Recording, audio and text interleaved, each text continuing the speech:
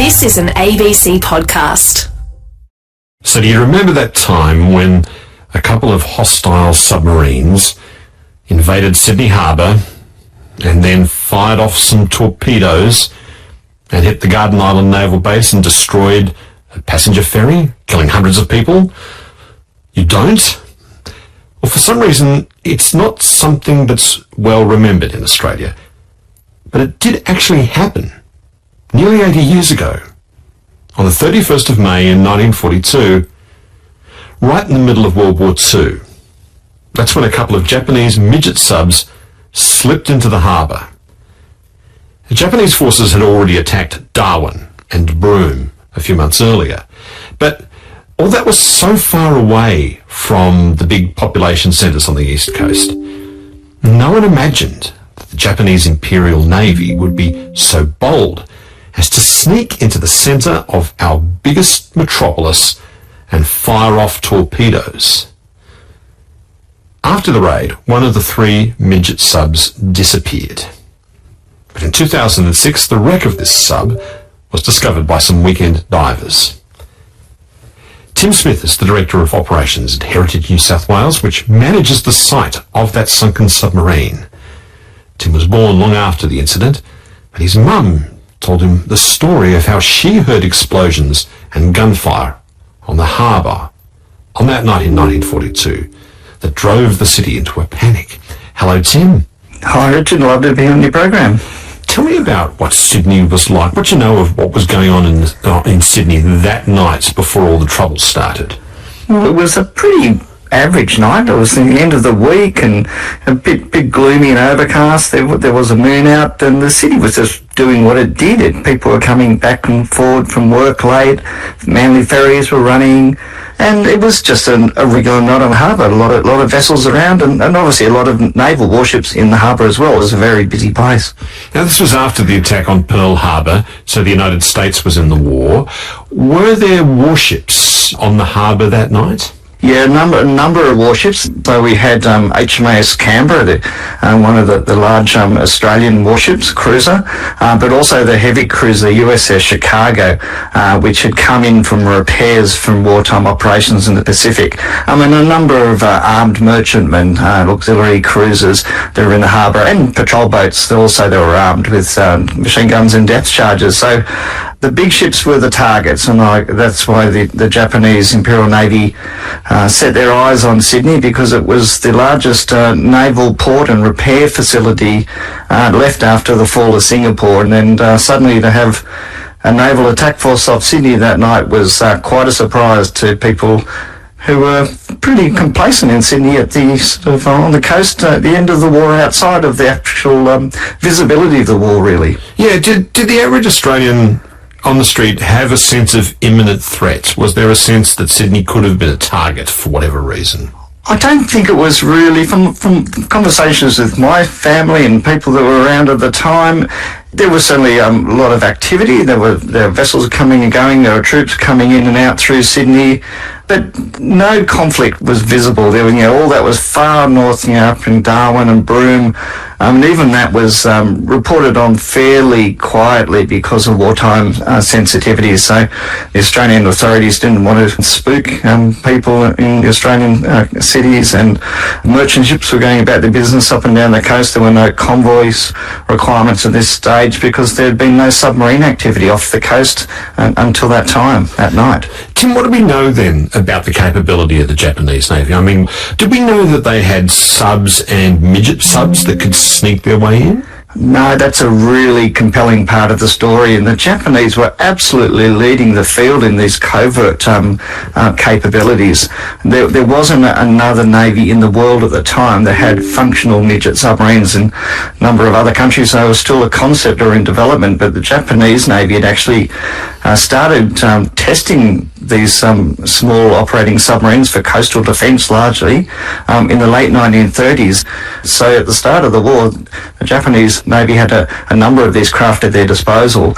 Certainly they also had a very formidable fleet of battleships and heavy cruisers and aircraft carriers that were used for great effect on the Pearl Harbor attack. And the midget submarines were first deployed on their first combat operation as part of the attack force on Pearl Harbor. So 5 submarines were deployed there, and then they were next deployed at Sydney 6 months later. Tell me about the defence emplacements we had there at the heads, where the Sydney Harbour meets the Pacific Ocean, to detect if any submarines were trying to sneak their way into Sydney Harbour. Well, I guess the description for those is probably unfinished. Because Sydney was such an important port, a big harbour, it's a complex harbour to navigate because of eddies and channels and currents. There was a net that was being built across the harbour entrance as a precaution, but Sydney Harbour being fairly shallow, they didn't really expect ocean-going submarines to make an attack deep into Sydney Harbour, so the net was built more or less across the entrance of the main channels between Watson's Bay and Mosman. But that was unfinished, so there were 2 big gates in that net that hadn't been built, so there were 400-metre openings that were absolutely passable by midget submarines, and that's exactly what they did. They headed for those entrances and followed, in the case of the midget submarine M24, a Manly ferry allegedly through one of those openings as a guide. And there were some strange things called indicator loops, and these are big wires, big copper wires, insulated wires that were placed underwater at the entrance to the harbour. And they had an electric current that was passed through them, and that was connected to a little signal hut on shore. So if a metal vessel went over those indicator loops, the metal hulls registered an additional signature, and that could be used to signal that something maybe was coming in or out of the harbour. But again, they were unfinished, and only 2 out of the 8 loops that were placed on the sea floor were actually operational at the time. Had there been any signs in the days leading up to the raid that a raid was coming? Well, there had actually been a few pointers, and you're looking back now, hindsight's a wonderful thing, isn't it? But there were a number of clues that something big was afoot. The naval authorities, they'd picked up chatter, radio communications between what they thought were Japanese warships off the Australian coast, and again they weren't exactly sure where that might have been, but there was obviously some radio communication between the 5 carrier submarines as part of the attack force. Also, just a couple of days before the raid, a light aircraft took off from one of the submarines that carried aircraft, and there were 2 of those, the I-27 and the I-29. Hang on, what do you mean? What do you mean by aircraft being launched from submarines? Well, this is one of the other tricks that the Japanese Navy had up their sleeve. They'd already developed hangars on board the ocean-going long-range submarines to accommodate a folded-up aircraft. And as I said, two of the 5 major, big submarines from the attack force carried a little single-wing float plane with 2 floats and 2 crew. And they literally wheel them out of the hangars, open the wings, fire them up, and take off within 5 or 10 minutes. It was an amazing technology. They submerged, and the next thing we know, about half an hour later, 2 torpedoes are seen racing across the surface, actually bouncing across the surface of Sydney Harbour towards USS Chicago. They went alongside Chicago and missed the target. And one of those washed ashore on Garden Island, ran up ashore onto some old rope at the end of Garden Island Naval Base at the gun wharf.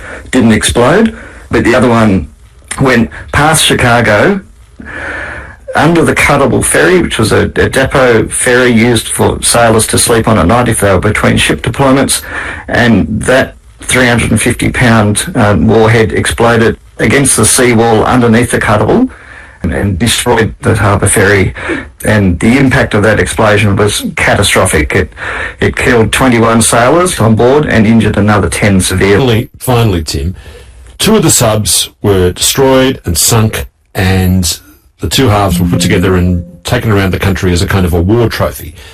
But what about the 3rd sub, the M24, the one that successfully attacked Garden Island and HMAS Cuttable, and then escaped through the heads back into the Pacific Ocean? What was the final fate of that submarine? It is one of the enduring mysteries. When M24 and BAN and Ashibe successfully exited from sinking the Cuttable, they got out of the harbour about 2 a.m. This particular midget submarine was told to go north and to rendezvous with its carrier submarine off Broken Bay. So that's where everyone assumed it had gone, but then it completely disappeared. No one knew what had happened to it for decades. No one knew where they went. Did they go straight out the heads? Did they go south to a rendezvous? Did they go north? That was missing for all of those years until it was stumbled across by divers back in 2006 off the northern beaches of Sydney, off Newport, Bungan Head. We could then piece that final puzzle together. What had happened to the crew? The two crew were almost certainly inside that wreck.